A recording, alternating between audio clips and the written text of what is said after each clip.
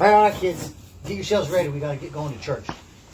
Are we going back to the same one we went to last time? That one was so boring. It was a little bit boring, I got to admit. In fact, just last week, somebody died during church, and they had to wake up half the congregation before they figured out who it was. Can't we just do church at home? Well, church at home, people say this, they can worship God at home and all that, but let me ask you, do you really have church when you stay at home? Any rate, going to church is one thing you can't do staying at home is a fellowship with other believers. That's why we got to go to church. And at any rate, today, I'm going to be sharing the word.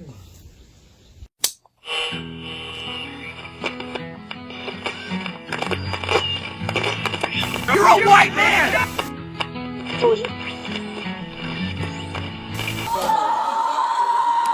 27th year, coming home to a place he's never been before.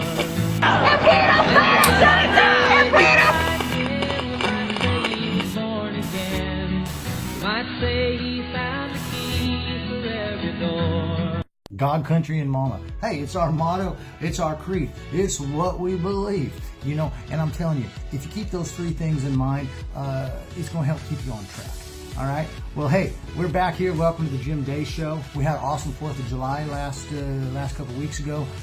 Man, I just love our country, and it's good to remember that, to stir up those feelings of gratitude and thankfulness for your nation. So I always love that.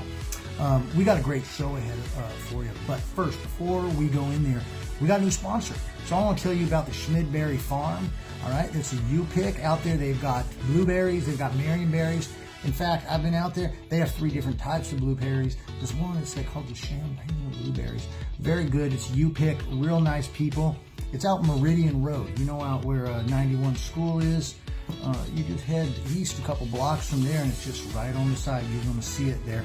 And I'm telling you, what they have offered is you go out there, you tell them you heard about them on the Jim Day Show. They're going to give you an extra 5% off anything you want to purchase out there.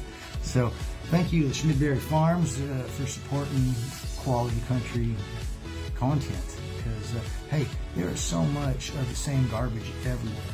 And, sometimes it's like nice to have some familiar garbage, right? Kind of the garbage that you're used to. So that's what we're doing here on the Jim Day Show. All right. Well, we're going to get up here. We're going to talk a little bit later on about political correctness. What is it? Why do people use it? What exactly is it? Because, we all kind of know it's there, but we're going to talk about what it is and actually explain how it's used. And, right? So anyway, we're going to talk a little bit about that. We got some weird 70s videos here. I think you're gonna like, just because it's weird. The Carpenters. It's actually just Carpenters. It's a song called "Calling Occupants of Interplanetary Craft." And if the song itself isn't weird enough, the story is bizarre. So this true story. Back in the 70s, there was a group of people. They were going to reach out to the aliens, right? And so they came together. They were going to do some worldwide initiative, or maybe around the states. They were going to do some big initiative, and they had going to get groups of people who were going to mentally focus and send their telepathy up to the sky and try to speak to these aliens. And the message that they instructed everyone to beam into space was calling occupants of interplanetary craft. And so anyways, the Carpenters turned it into a song. It was a big thing in the 70s. I picked it for you because it's weird, and I thought you might enjoy it. All right, it's also fair time, though, right? Getting beyond the weird, getting back to the good, the normal, the everyday stuff that you should be out there doing this summer. It's fair time. Hey, so we got some clips here, some award-winning animals you're going to get to see. Listen, it's summertime. Take the opportunity. Get your kids out there. Get them to the fair. Do all that stuff. Hey, listen, take some photos, take some videos, send them over to us here at daysinging@gmail.com. Hey, we'll highlight it on the Jim Day Show. We're going to make you famous right here, I'm telling you. So go ahead and send that in. In the meanwhile, let's go over here to the fair and let's look at some of these animals here. All right.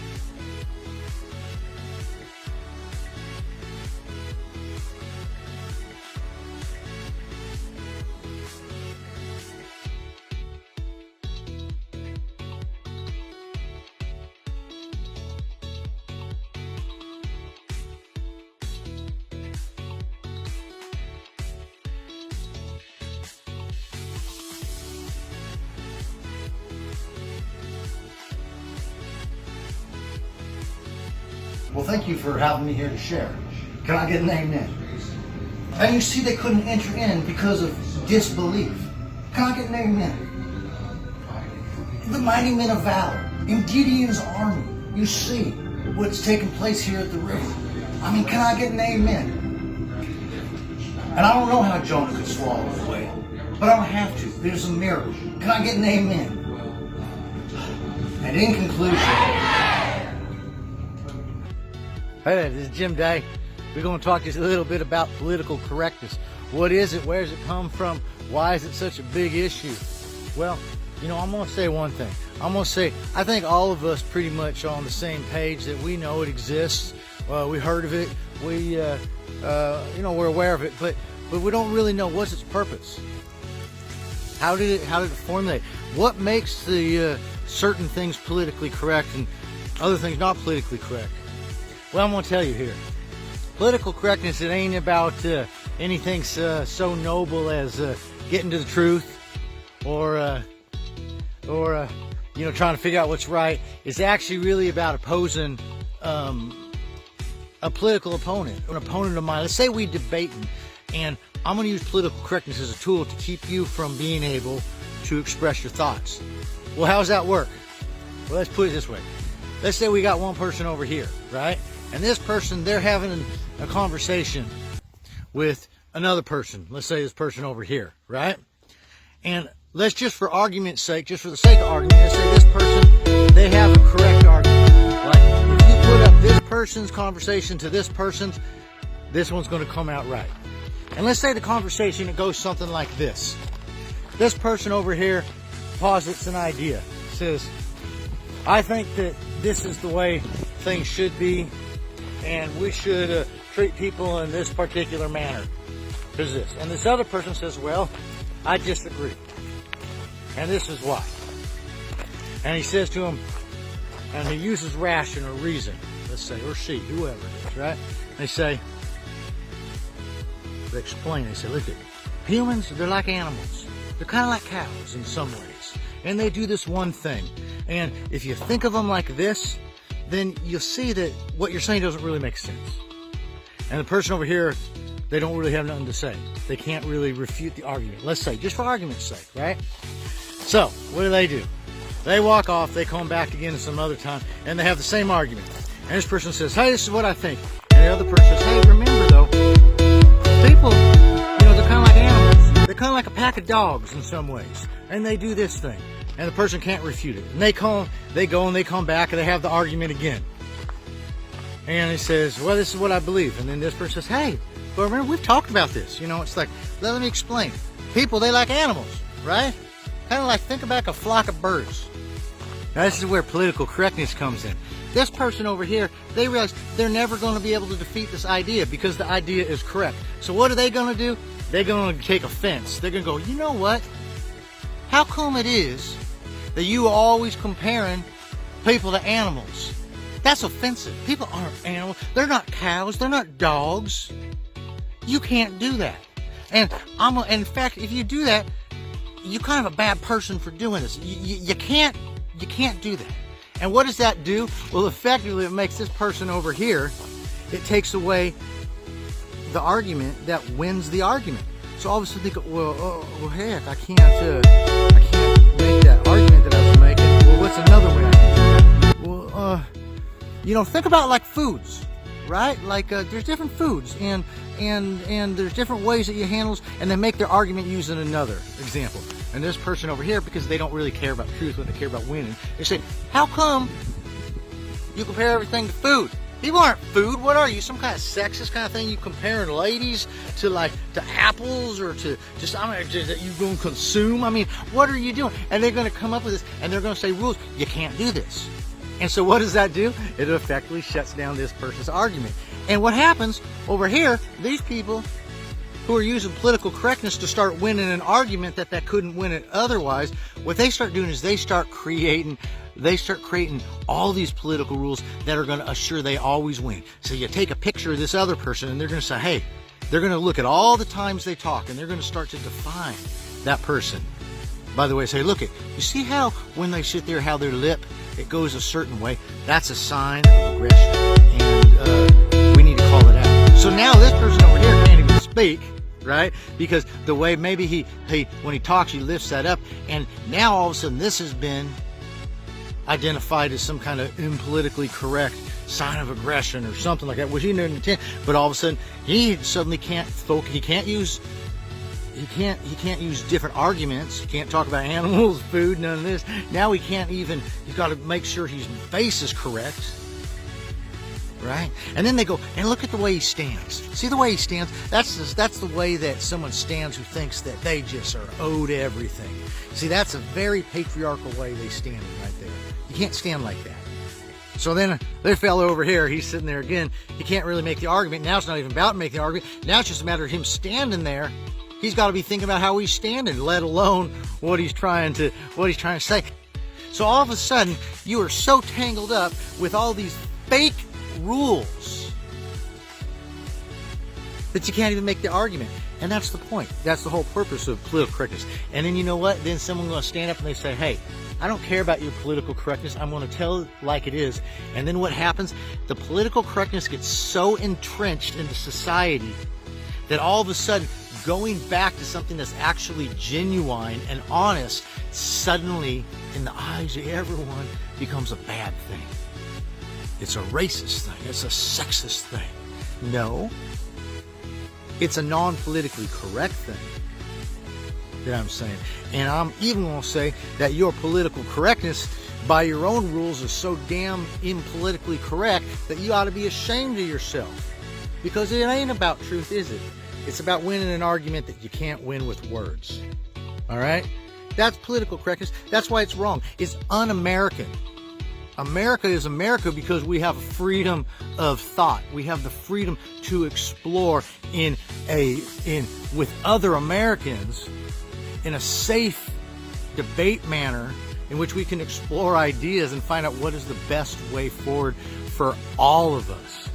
And what political correctness does, it says it does not care about the conversation. It cares about winning. It just cares about winning, and it cares about taking its opponents and villainizing them, taking every characteristic of them and somehow twisting it and defining it in some impolitically correct way so that the person themselves epitomize your non-political, your politically correct tyranny, which you are instilling upon the culture. So there you have it. That's political correctness. You want to know why it's a good thing to not care about? There you go. That's the very good reason right there. All right, you stay good. Learn something new every day. Speak your mind. Speak it well. Speak it respectfully. And when you're dealing with other people like this that are disrespectful, you just got to put it right back on them. I'm not politically correct. You're a bigot. All right. Thank you, Jim. All Hit Radio. All right, you're listening to All Hit Radio, and it's 53 degrees at 13 minutes past the hour. And right now on our All Request line, I've got Mike Ledgerwood on the phone. Hey, babe, what would you like to hear?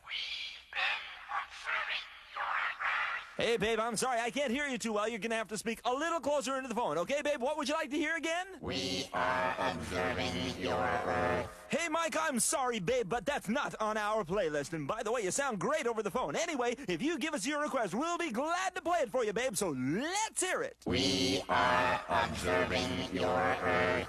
Listen, Mike, I'm sorry, babe, but we can't... And we'd like to make... I'm sorry, Mike, there's... a contact with you. Baby.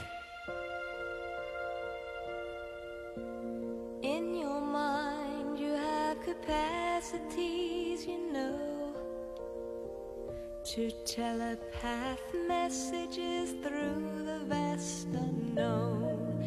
Please close your eyes and concentrate with every thought you think upon the recitation we're about to sing. Calling occupants of interplanetary craft. Calling occupants of interplanetary most extraordinary craft. Calling occupants of interplanetary craft.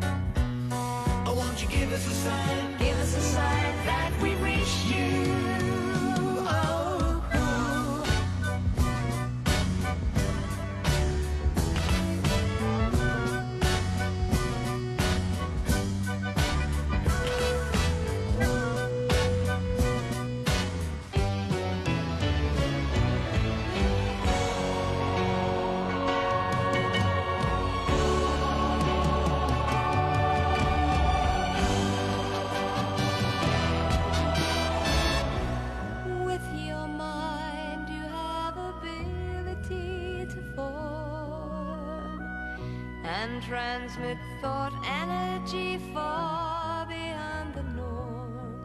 You close your eyes, you concentrate, together that's the way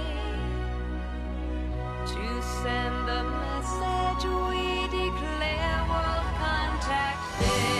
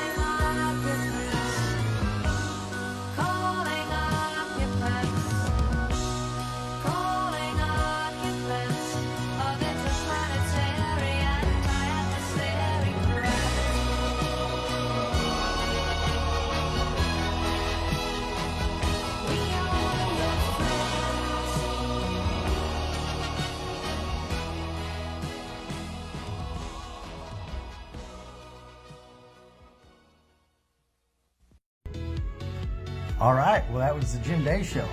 You hang in there, you do well. Hope your week goes good. Remember, send in some good stuff that you're doing. I want to hear what you're doing. You need to get out there into the community, be meeting with people, and send in clips, let everyone else know what you're doing. Because then they're going to be jealous. They're going to want to do it themselves as well. And then everyone's going to be out doing stuff, and we're going to start to become a community again. And it's actually going to be a good thing. So, that's what we're trying to do. We're trying to build a little something, a little bit of culture, a little bit of community, that kind of thing. And we appreciate you being part of that. All right, well, before we go here, we want to recognize Cindy Weiss, who has reached into the upper echelons of the top fans of the Jim Day and the Better Stories page. Be sure to check that out over there. That's at daysin.com. Come be part of the community. Sharon, I'll tell you what, if you just send some of the posts randomly in some of your groups that you in, for every one you send, you missing 4 or 5 other good ones. So be sure to go over, subscribe over at daysin.com. It really helps. It really helps support what's going on here and actually get some good country content out there, right? Because I'm tired of seeing the same stuff all the time. I mean, Rihanna's pretty and all that kind of stuff, but every time I turn on my TV, I don't know. I like baseball. I like rodeo too. I like good music. I like all sorts of things. So what we're doing here is we cultivating a little bit of the old and making it the new again, because these are better stories, and you're part of that. We want to hear your better stories. All right, you hang in there, and as always, you stay good. All right, Jim Day. No. It doesn't matter what I think. What did you say? What did the pastor say? Well, Pastor, when I asked him how I did, he said that it was like the peace of God and like the love of God. What does that even mean? I don't know. Let me text him and ask.